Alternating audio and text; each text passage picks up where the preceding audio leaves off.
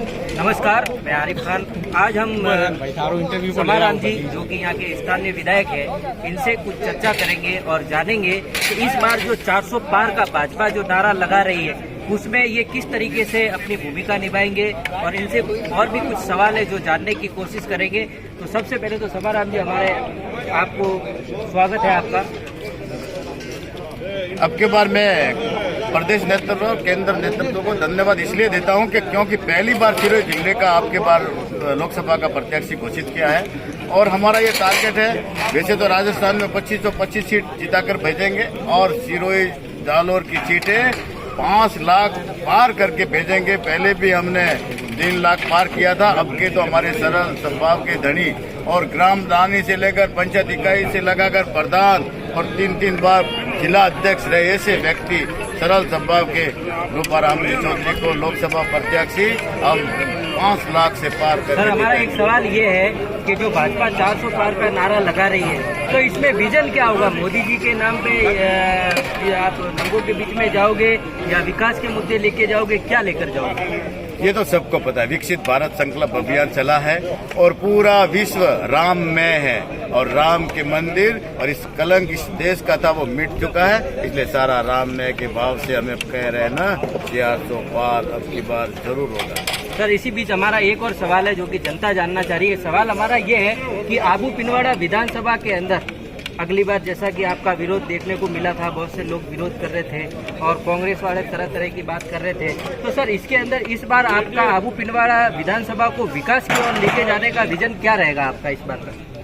विकास की ओर विजन ले जाने का ये है, हमारे कोई भी काम पेंडिंग बाकी नहीं है। एक तो महाविद्यालय का बिल्डिंग बनना बाकी है और एक संपूर्ण टेस्ट भी करना बाकी है और पुलिये कुछ बाकी है, लेकिन हमने संपूर्ण पिनवाड़ा आबू का इतना विकास किया है देश आजाद होने के बाद में ना किसी ने किया है और नहीं कर पाएगा।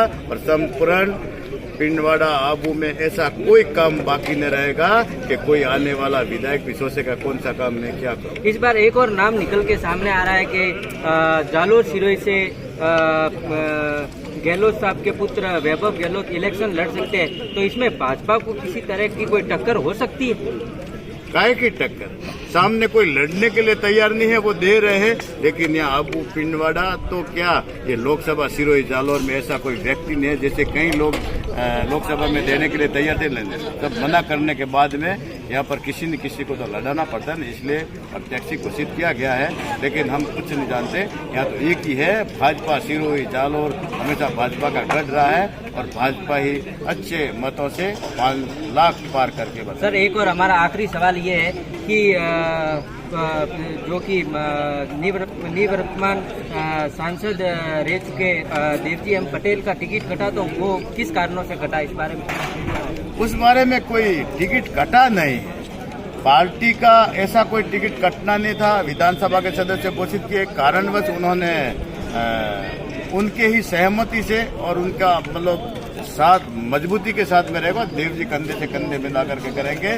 पार्टी का टिकट कटना नहीं होता। भारतीय जनता पार्टी का तो एक ही है, हर एक को मौका देना और ये नए नए लोगों को मौका मिलता है। ये तो पार्टी का ऐसा नहीं है, वंशवादी की हमारी भाजपा नहीं है।